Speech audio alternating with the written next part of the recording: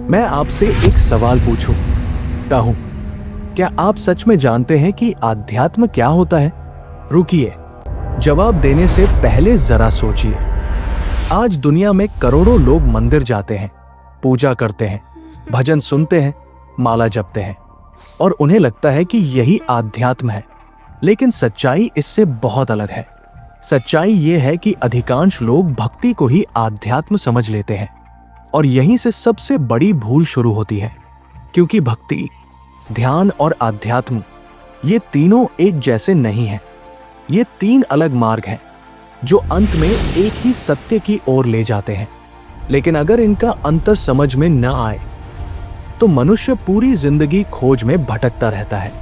और शायद आपने भी कभी न कभी महसूस किया होगा कि इतने मंदिर, इतने शास्त्र, इतने गुरु, फिर भी मन के भीतर वो अंतिम शांति क्यों नहीं आती? क्योंकि हम रास्ता जानते ही नहीं। तो आज इस वीडियो में हम जानेंगे आध्यात्म क्या है, भक्ति क्या है और ध्यान क्या है। और जब ये तीनों रहस्य आपके सामने खुलेंगे तो शायद पहली बार आपको समझ आएगा कि हमारे प्राचीन ऋषि मुनियों ने आखिर आध्यात्म क्यों रचा था।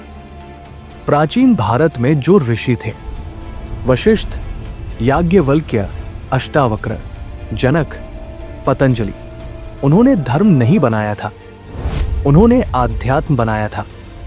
और आध्यात्म का अर्थ बहुत सरल है। अध्यात्म दो शब्दों से मिलकर बना है, अध्या प्लस आत्म। अध्या का अर्थ है अध्ययन करना और आत्म का अर्थ है आत्मा, अर्थात आत्मा का अध्ययन करना ही आध्यात्म है। ये बाहर की यात्रा नहीं है, ये भीतर की यात्रा है। जब मनुष्य अपने भीतर छिपे उस सत्य को खोजने निकलता है, जो शरीर नहीं है, जो मन नहीं है, जो विचार नहीं है, बल्कि जो सबका साक्षी है, उसे आत्मा कहते हैं। और उस आत्मा को जानने का मार्ग ही आध्यात्म है। इसलिए वेद, उपनिषद, भगवद गीता, अष्टावक्र गीता, ब्रह्म सूत्र, इन सभी शास्त्रों का केवल एक ही उद्देश्य है, मनुष्य को उसके असली स्वरूप से परिचित कराना। लेकिन यहां एक और बड़ा प्रश्न उठता है। अगर आध्यात्म आत्मा को जानने का मार्ग है तो फिर भक्ति क्या है? भक्ति का अर्थ थोड़ा अलग है।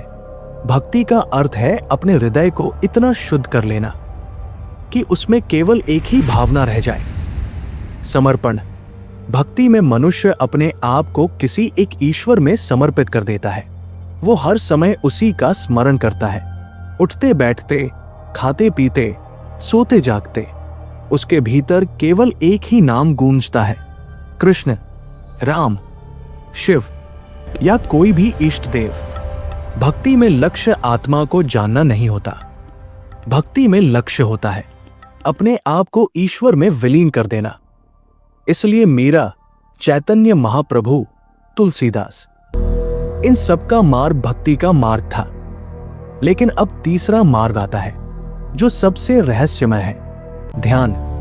ध्यान का अर्थ है मन को शांत करना, क्योंकि जब तक मन शांत नहीं होता तब तक आत्मा का अनुभव संभव नहीं। इसलिए योग के कई मार्ग बनाए गए, राजयोग, हठ योग, कर्मयोग, ज्ञान योग।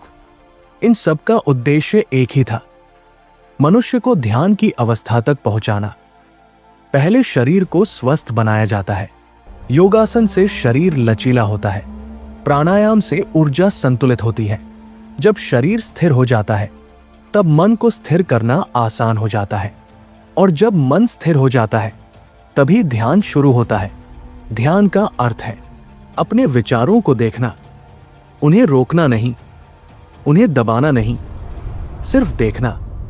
और धीरे धीरे जब देखने वाला और विचार अलग हो जाते हैं तब एक अद्भुत घटना घटती है, मन शांत हो जाता है। और जब मन शांत होता है तभी मनुष्य पहली बार अपने असली स्वरूप की झलक देखता है। यही आध्यात्म की शुरुआत है। लेकिन आध्यात्म की यात्रा यही खत्म नहीं होती, क्योंकि ध्यान के बाद एक और अवस्था आती है जो बहुत कम लोगों को प्राप्त होती है, समाधि। और समाधि क्या है? ये शायद आध्यात्म का सबसे बड़ा रहस्य है। और जब ये रहस्य खुलता है तो मनुष्य समझ जाता है कि वो शरीर नहीं है, वो मन नहीं है, वो स्वयं ब्रह्म है।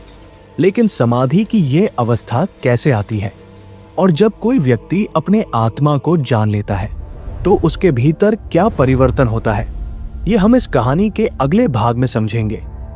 अभी चैनल को सब्सक्राइब करो और वीडियो अच्छा लगा तो कमेंट करें 2 पार्ट।